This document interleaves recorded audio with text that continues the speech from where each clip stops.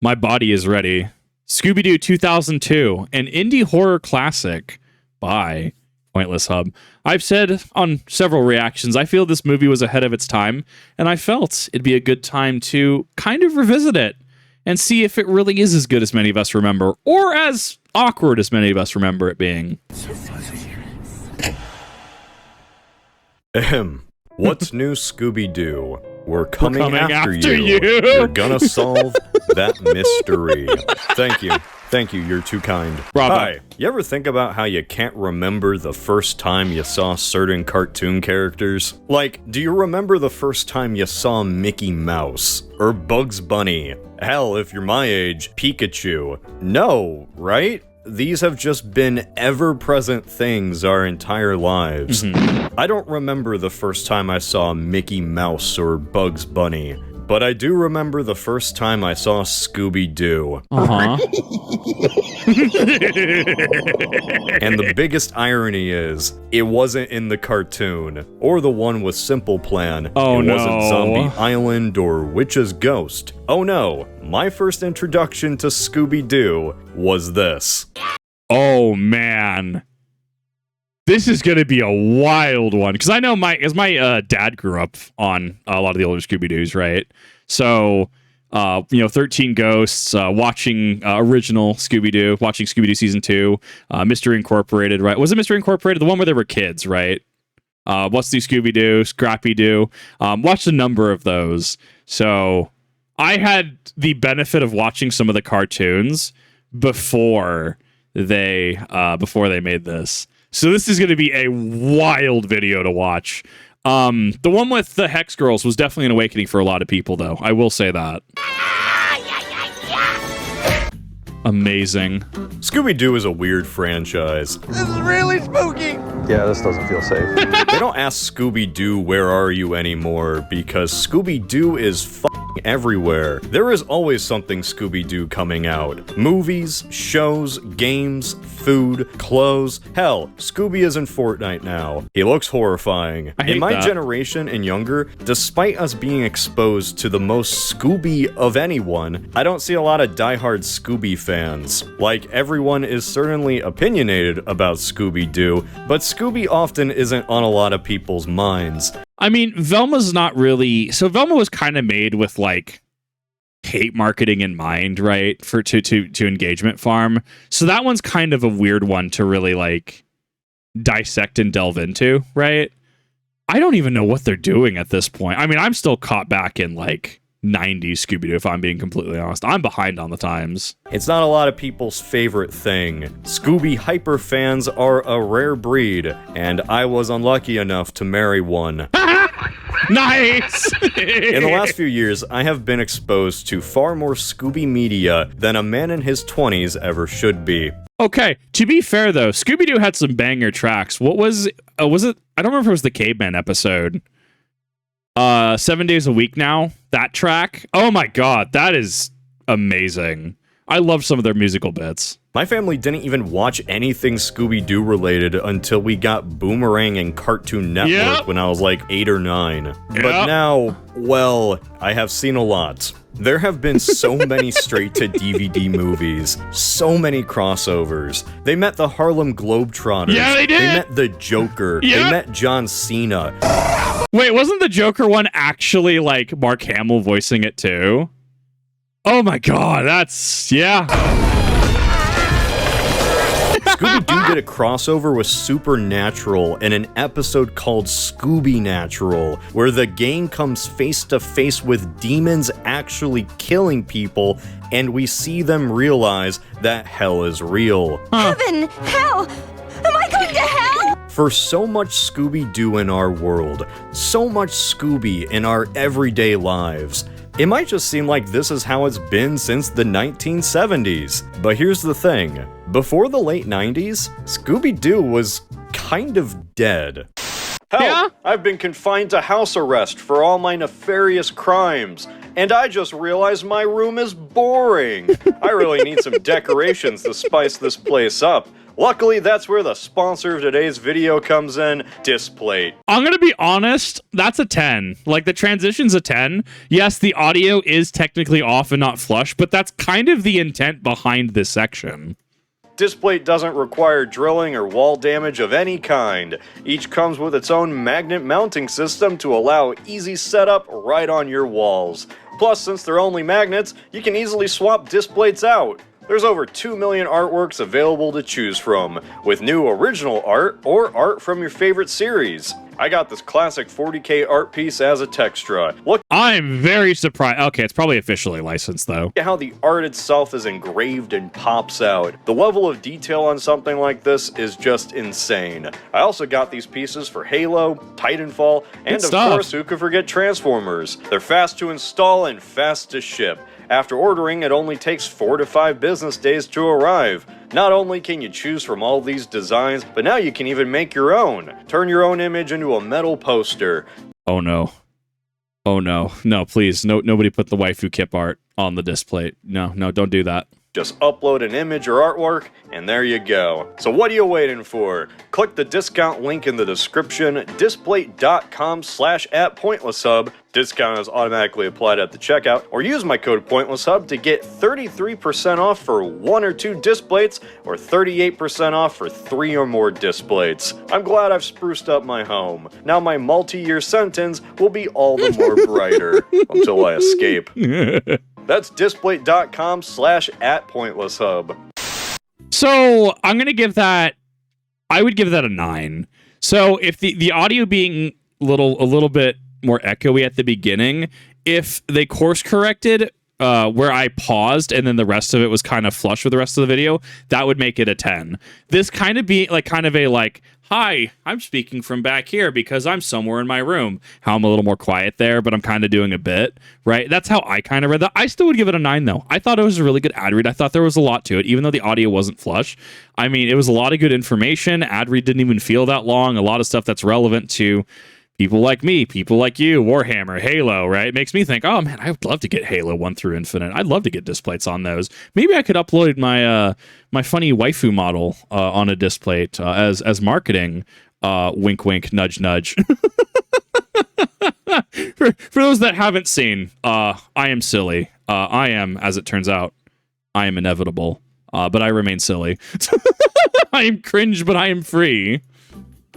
I swear this has to do with the live-action movie, just stick with me. So it's the early 90s. Scooby Doo's luck has finally ran out.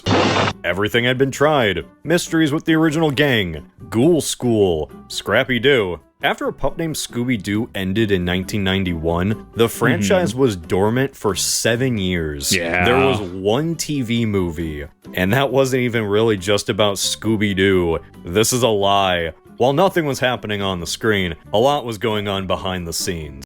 So to clarify, fun fact, Scrappy did truly die for our sins because he's the reason Scooby-Doo as a franchise didn't truly die off yet. Now he's just a bad memory everyone hates and trashed on. I didn't really even mind Scrappy that much, but I also didn't have as much exposure. Also, thank you for the resub, Redeemer Duck. I did see that. Oh my god, I'm ready for this. Hit me with this history lesson. So, Hanna-Barbera was bought by Turner in 1991. You know, like Ted Turner, CNN, Captain Planet. Turner was then bought by Warner Media in 1996. This 1-2 combo of mergers led to a lot. It created Cartoon Network. Hanna-Barbera's library could be repeated constantly on cable. What is this one? So Hanna-Barbera's library could be repeated. Who is this? Why is this dog? So, what was I watching? Harvey Birdman, Attorney at Law. I was watching that with Baka recently. I have no reference for half of those characters. The copyright one was it Josie and the Pussycats? That one was hilarious. Where they were trying to argue copyright of their song against the Japanese band. Oh my god, Harvey Birdman, Attorney at Law is... Oh my god, that show is life-changing. So why I bring this up is it's really funny, because I have no clue who this dog is, but I know the Harvey Birdman Attorney at Law version of him, and it's really funny. repeated constantly on cable. Warner Bros. Didn't care about 95% of this library. This was a trash pile of clones and relics from the 70s and 80s. The only characters that anyone cared about anymore were like the Flintstones, Yogi Bear, and in our case, Scooby. These were the gems of Hanna-Barbera, as in they just weren't buried in the desert alongside Quick Draw McGraw and Doggy Daddy. Oh my god. The dog one in Harvey Birdman was really funny. It's so foobar because I don't actually have like, okay, thanks, Droopy, thank you. Like, I don't have the actual context, but I see like the dogs and I'm like, oh yeah, that was a funny episode. I have the more adult parody of them in my brain, and that's my initial reference point. Scooby-Doo had something the others didn't. Scooby-Doo was marketable. I guess Flintstones is also kind of marketable. They had the cereal and smoking, but you get my point. Yeah, they did. Didn't they have? Was it? Okay, which beverage was it? Flintstones. It was an alcohol ad, right? Was it Bush's? Yeah, Bush's beer. Wow. Yeah, that was. Those were times. Warner Bros. Had a plan to revive Scooby-Doo, breathe new life, turn this dead series into a merchandise machine. Every other Hanna-Barbera thing had either been forgotten or turned into an Adult Swim parody. It was truly a magical time. And your presence makes any kind of progress in the universe impossible. Hold on a second. Is that Conan O'Brien? Is that? I need to find a box set of Space Ghost Coast to Coast. That has been on my list for a hot minute. I need to watch this. I hear this series is really funny. Moltar, this ant has come back from the dead. During this time, Scooby kind of bounced between genuine and parody. We had the gang in the Blair Witch Project. They were on trial for drugs. Yeah. They were in Family Guy cutaways.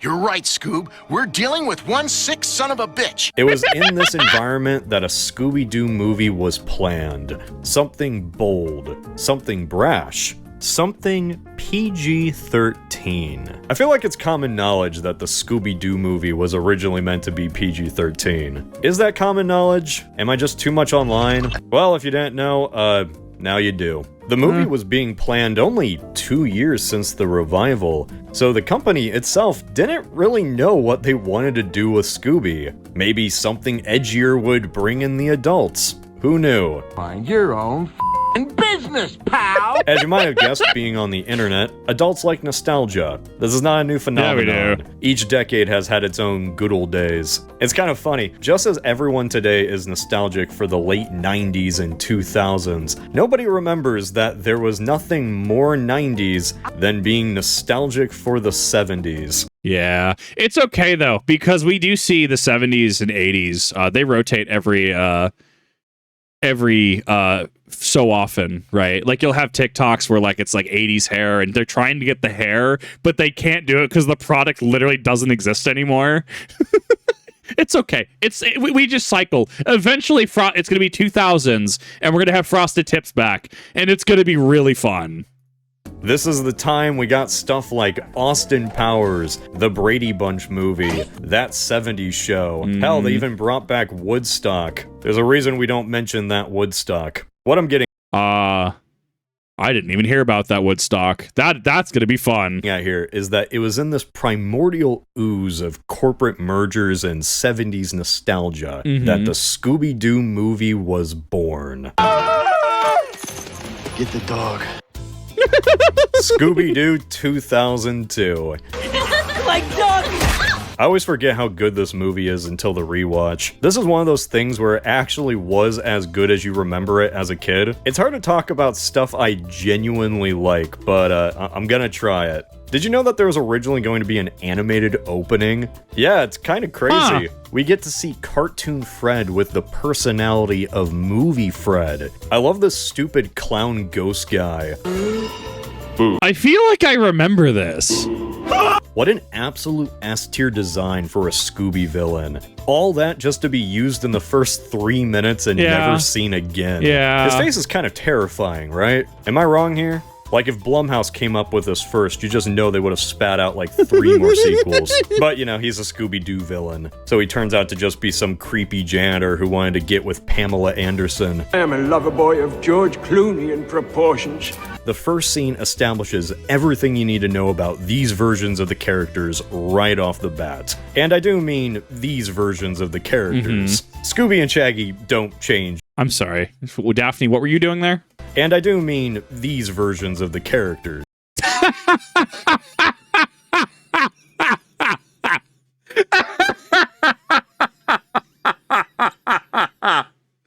Oh, no. Oh, nobody post that to Twitter. That will awaken the horde. Oh, my God. Scooby and Shaggy don't change at all. This is just Scooby and Shaggy. There has never been a more accurate portrayal of a cartoon character than Matthew Lillard as Shaggy. Everyone knows this. He literally became Shaggy after Casey Kasem retired. Velma is still the bookish nerd with a plan, but she's more cynical thanks to getting her credit stolen by Fred over and over again. I always have a plan. Yeah, my plan. She's not as cynical as the Mystery Incorporated Velma, but, you know, still cynical. Kill you, Daphne! Whoa, whoa! Fred and Daphne are really the biggest changes here. Cartoon Fred is pretty much the same guy in every iteration of Scooby Doo. He's like a humanoid golden retriever, the one who you could imagine says golly gee. He's got a pure soul and has absolutely no thoughts inside his head. I'm not thinking about anything. My mind is a complete void. Movie Fred is Yeah. I feel like Himbo applies to Fred. not that. Movie Fred is a self-absorbed pretty boy who is basically in love with himself, so much so, he even wrote a book called Fred on Fred. Good looking guy. Oh no! Oh, as an adult that carries a different connotation. Oh no! That's like, imagine if I put out a thumbnail of this model and the funny waifu model, and I called it Kip on Kip. What connotation does that carry? Oh my god, the layers here are. Oh, I need to rewatch this soon. That's going to be a fun one. I could not imagine Cartoon Fred even saying half the things Movie Fred does. I'm a man of substance. Dorky chicks like you turn me on too. These are 2 entirely different characters, but I don't care. It's funny. I think Coolsville sucks too. So, as a kid, I never got the joke that they made Daphne literally Buffy the Vampire Slayer. This movie probably has the best casting out of any movie that has ever existed. I've never seen Buffy the Vampire Slayer, so that one definitely went over my head. Now who's the damsel in distress? Me? Straight up. Anyway, this is a great opening scene because it establishes everyone's flaws and what arcs they're gonna go on right off the bat. Everything seems hunky-dory until Shaggy makes an analogy so bad that the gang splits up. I quit. Good job, dumbass. Years go by before everyone is reunited after being invited to solve a mystery at Spooky Island, a theme park specifically for the most stereotypical drunk college students the late 90s had to offer. Yeah. All these people are in their 40s now. The gang all run. Oh my god! How many years has it been since I've seen that hairstyle? Man looks like he just came off a Sum 41 album. The gang all run into each other at the airport and realize they're going to the same mystery. So, in the regular movie, Fred, Velma, and Daphne all say what they've been doing with their lives, right? And they sound successful. Fred is going on tour for his book, Velma works at NASA, and Daphne says she's been training, but nobody believes her. Well, in the deleted scenes, they're originally meant to be flashbacks. It's true.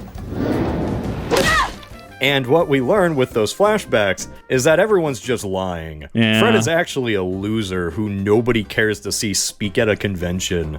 Yes. Yeah. Why do you suck? Nobody knows Velma was even on the team. And Daphne, despite learning martial arts, still sucks at it. Man, it's kind of a shame they cut these scenes. What could have been our first insight that these people are nothing without their friends just becomes little tidbits before Scooby shows up as Medea. I mean, I get why. I think the cutting of the flashbacks is artistic because it doesn't give too much away too early, right? They're cut though. That Daphne kung fu scene goes on way too long. Yeah.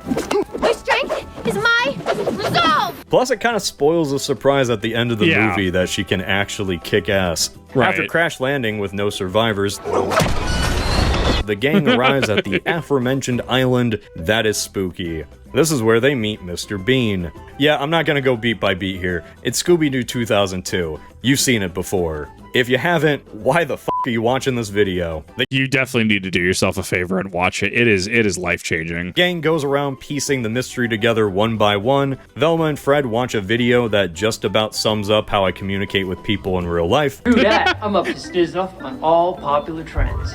Word. Word. I kind of need to unironically do this as a bit now. He finds a Freemason artifact, and Shaggy and Scooby shit themselves. For the most part, this is a standard Scooby-Doo adventure once again. You know, until the demons attack. It's Scooby-Doo, but this time the monsters are real! Except for, you know, that one time, and the other time, and the other time, Yeah. and that other time. I don't talk about that time. These monsters scared me as a kid, man. They're like bunny rabbit demon things. But not those bunny rabbit demon things. The CGI surprisingly holds up really well, or my standards have just really fallen. I think Scooby still looks fantastic. Sorry, I was trying to find my mouse. What is this? Or my standards Is that MODOK? Is that supposed to be MODOK? What is this? Who is this? Like this MODOK? Like this thing that apparently is like super threatening? Like, bro, I don't Marvel. I don't comic book. I just like, how do you get that and that? I don't understand. Like, it makes my brain hurt. Mom, I'm scared. Come pick me up. I don't like this. I don't like it anymore.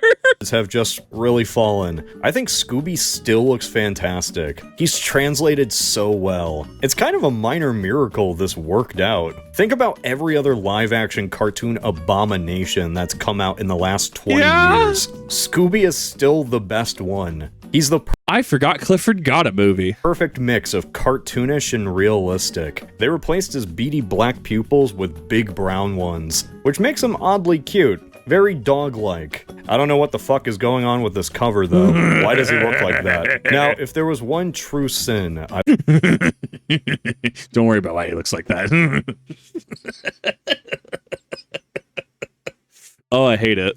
would say the Scooby-Doo movie committed. It was that it showed Hollywood that these cartoon CGI movies could actually work. Yeah. Without Scooby-Doo, we might not have ever gotten such hits like Garfield, Alvin and the Chipmunks, or the Smurfs. Hell, imagine time traveling back to the early 2000s and telling someone that the Scooby-Doo movie will be responsible for spawning a live-action adaptation of Sonic Adventure 2. Did we get that?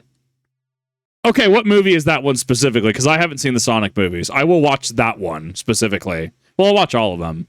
I'm so far behind. Now, I will say, other than Scooby, the rest of the CGI has certainly aged more. There's a few shots here or there where the demons just do not look good at all. But, you know, they get away with it because it's so cartoony. That's one thing that really helps this movie's tone. Despite this being my first exposure to Scooby-Doo, it wasn't really a bad one, because this movie really has the tone of a live-action cartoon. Yeah? Every action, every line is paired up with some musical cue. There are so many uses of just straight up cartoony sound effects. This could have easily come off as corny and stupid if done wrong, but it's just self-aware enough that it doesn't. Scooby-Doo 2002 really is perfect at being a genuine Scooby-Doo story, while still acknowledging the tropes of the past. You told me not to go to the castle, so I would go up to that castle where you set a trap to capture me. This is the part where I bring up that this was written by James Gunn. Oh, no. I mean, to be fair, so I haven't watched a lot of his work. I've heard he's come up a few times. Binging Critical Drinker. He has a history. This was written by Gunn. This is not a Gunn film. He didn't direct it. He didn't have anything to do with the movie other than writing the screenplay. Scooby-Doo is as much a James Gunn film as Transformers is an Alex Kurtzman film. Okay. Writing is only one part of a movie. His fingerprints are certainly everywhere, though. It's funny knowing the type of writing that Gunn would make his career off of, coming through this PG Scooby-Doo movie. I can look at myself naked. Acknowledgement of tropes, an ensemble cast of characters who become a family, and a story with genuine heart. Before there was a Guardians of the Galaxy or a Suicide Squad, there was Mystery Inc. Yeah, I mean, he brings a good point here. Yeah, I mean, you can kind of see, or at least an origin point. Maybe not the origin point, but an origin point to what we see later in like Guardians of the Galaxy. This is a movie for people that know the tropes of a Scooby-Doo episode, but it comes off naturally, because the characters themselves are just acknowledging all the bullshit they've been through in the past. They know that there's gonna be a bad guy in a mask or a trap door somewhere. Then, you know, they're thrown out of their element when the actual demons show up. It's still kind of hilarious in hindsight that James Gunn, of all people, was tasked to write a Scooby-Doo movie. In the 2000s, he was known for Tromeo and Juliet, Lollipop Chainsaw. Lollipop Chainsaw was James Gunn? Wow. And Super. So this guy writing Scooby-Doo is kind of like Snyder directing a fantasy movie about owls. So how did this guy even get the green light by WB? Remember when I said WB didn't know exactly what they wanted to do with Scooby-Doo? Well, there was one idea to do a more edgier, self-aware Scooby-Doo movie. And James Gunn originally wrote a PG-13 version of that. This was something they encouraged him to do. You see, Gunn was brought on because he wrote a script for a planned spy versus spy movie that got canceled. Interesting. WB liked the script so much, they kept him around and put him on the Scooby-Doo thing instead. They wanted to do a more adult take. Then they read the actual script and realized what a PG-13 Scooby-Doo movie would actually be. Right. Also, Josie and the Pussycats absolutely bombed. So a more kid-friendly version was filmed instead. It's crazy to imagine a different version of this movie, but luckily we don't have to imagine too much, because the original version of the script is online. Oh my god, yes, please! That sounds like that would be amazing! Oh no! It has some differences. Daphne calls Fred's ascot gay, and Fred calls her gay as a failed rebuttal. Damn. Bro swinging back hard. Shaggy calls Scooby a moron. There's this running joke where Scooby keeps trying to do math, and he just fucks it up more and more. And hey yo, just like VTubers! in what is probably the funniest version of the whole script, the original villain of the movie was not meant to be Scrappy Doo. The original villain was supposed to be Don Knotts. That's right, Andy Griffith. Oh my god. What a throwback. I'm not super familiar with Don Knotts. I was trying to remember some cameos that Scooby-Doo had. I was looking through, like, I saw, like, the Addams Family and stuff, right?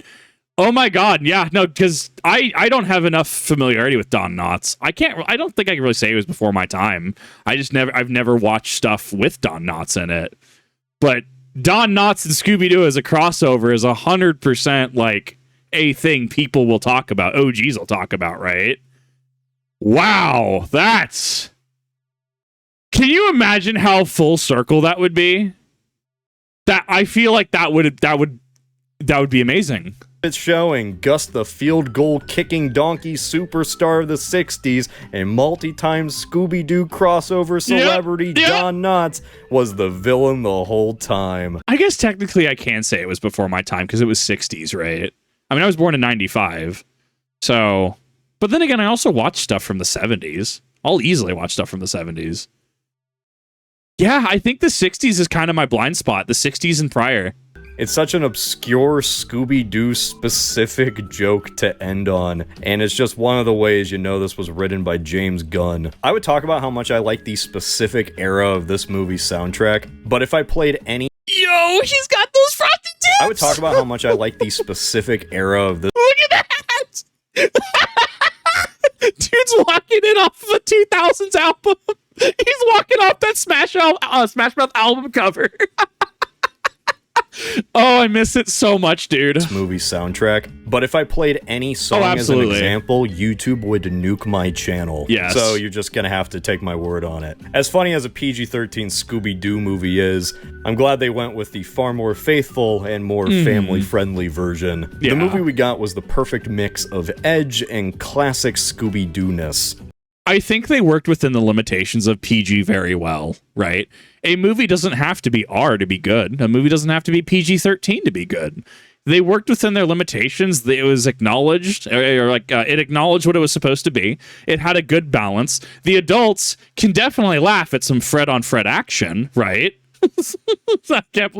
Wow, that flew over my head for years. But like, it's fun for the whole family, right? Effectively, right? The kids can enjoy it, the teens can enjoy it, the adults can laugh at, reminiscing about older Scooby-Doo and the absurd humor, right? Like, it really worked within its confines well, and I think that's what a lot of modern media struggles with, is I don't think that they work within their confines well, and everything just tries to push boundaries and limits and push the envelope a little further to get that shock factor in. But this had a good mix. Like, right on the edge of PG-13. Yeah. Shaggy isn't an explicit stoner, he's just hinted as one. I'm Mary Jane. Oh my god, no. No way. He's just hinted as one. I'm Mary Jane. The time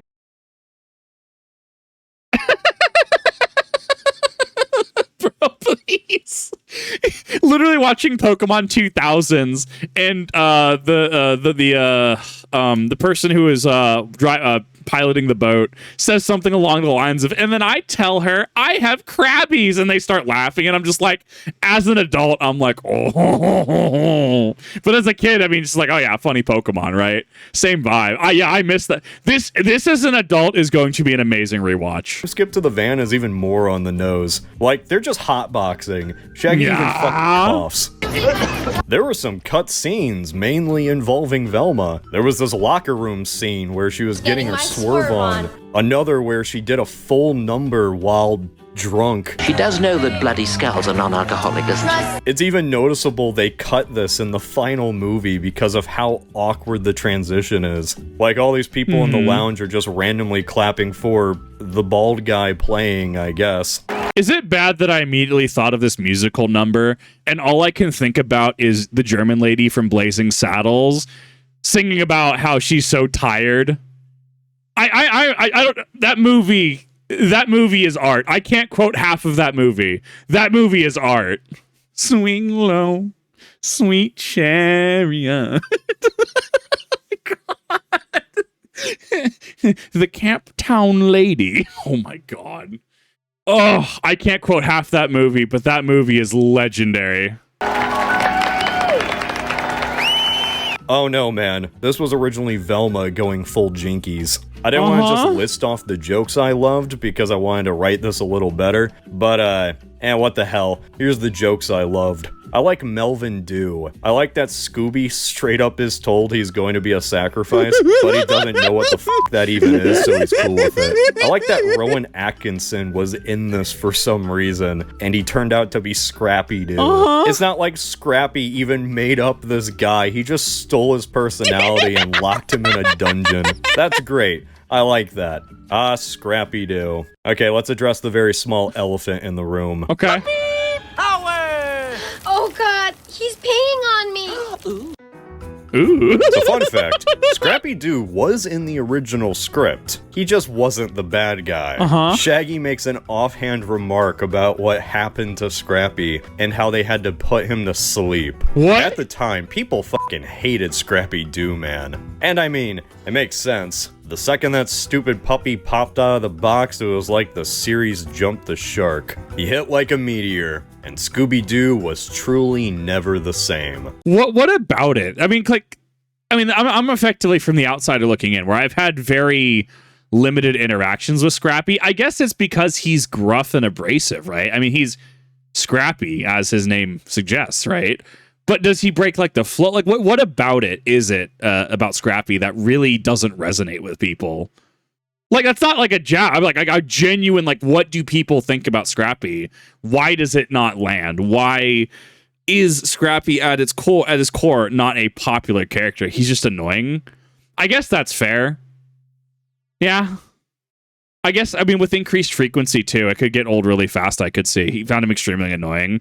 Interesting. Scrappy overshadowed Fred, Velma, and Daphne so much, they were phased out entirely. For years, the series continued on with just Scooby, Shaggy, and Scrappy. These three were sent off to the gulags, never to be seen again. Except for Daphne, she showed up sometimes. The Mystery Inc. gang wouldn't be properly reunited until 1998. For 2 whole decades, it was just these three doing random bullshit.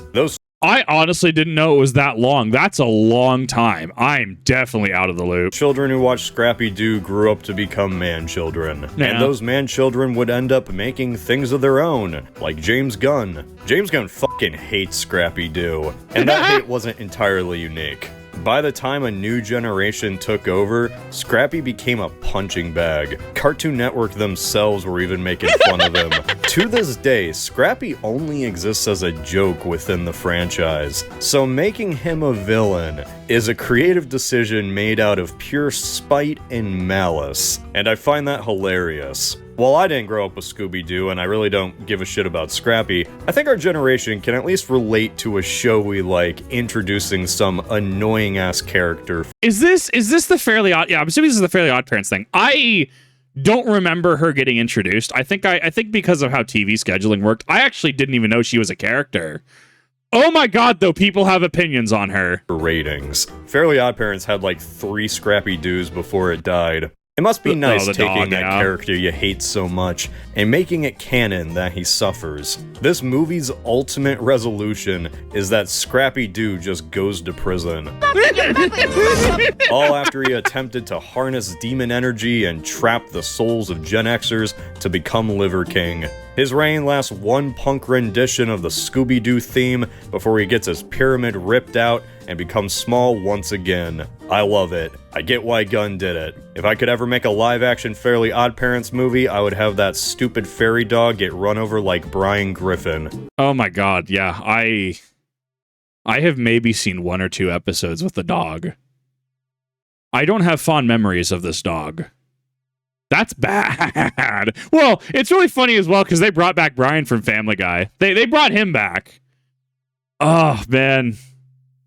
I have so much stuff I have to watch and catch up on. Here's kind of the ironic thing, though. As much as he deserves to be the laughing stock of pop culture in general, he kind of saved the franchise. Alright, so there was the original run of Scooby Doo, right? The simple formula of the gang solving mysteries and all that. Well, that formula after a few seasons was running dry. And as an attempt to boost falling ratings, they invented Scrappy Doo. As much as people today hate Scrappy Doo, back then they clearly didn't. Ratings soared for at least a while and stayed there long enough for the series to just keep chugging until the new iteration. Having it just be these three is stupid. But it's also something kids at the time liked. Otherwise, ratings would have plummeted and the show would have died. That's what happened to the Flintstones. There's a reason their last season was the one with the Great Gazoo. I don't actually know what happened to the Flintstones. Oh man, what happened to the Jetsons? Same thing, just ratings just didn't work. Many shows have had a Scrappy Doo, and most just die immediately. Scrappy Doo is only notable because he's the one that succeeded. What if there was no Scrappy Doo? Would Scooby Doo have even lasted past the late 70s? Would it have even survived until a pup named Scooby Doo? Probably I don't know. It's a disturbing thought. I see Scrappy Doo as a necessary evil. My point here, and this is directly to James Gunn if he ever watches this video, is that Scrappy Doo saves Scooby Doo. Without Scrappy Doo, we might not have ever gotten this movie. And without this movie, you, James, might not have ever gotten your big break. That break that allowed you to move on to Dawn of the Dead, or Super, or eventually Guardians of the Galaxy. My point here is that your entire life is thanks to Scrappy Doo. Puppy power. Wait, we can't say that anymore. Oh my god. What a movie. I think it was a movie that was honestly ahead of its time. And honestly, yeah, it seems like it still holds up today. And it was really cool to kind of go get a little bit of a history lesson as well from some Scooby Doo stuff that I haven't really experienced. And I just need to go watch more Scooby Doo. That's clearly the answer here. But thank you everyone for watching. I really do appreciate it. Hopefully you all enjoyed. Thank you, PointlessHub, for another amazing video. I absolutely loved this. I thought this was a very good breakdown. And I thought it was really interesting to come into this as someone who's watched Scooby Doo on and off throughout the years and whose family had, grew up with Scooby Doo, to watch, talk to someone, or not talk to somebody, to watch someone present a video on they really didn't watch Scooby Doo until the live action movie and then kind of retroactively went back through. So I think there's something special about that. And I think that's the power of the internet, is we can all have our different perspectives and different ways we go about things, and different experiences. And we're able to kind of come together in this melting pot, ignoring all the screechers on the internet, obviously, and kind of just have fun and help augment our own understanding of things. But thank you, Owen, for watching. I really do appreciate it. And I'll see you all in the next one.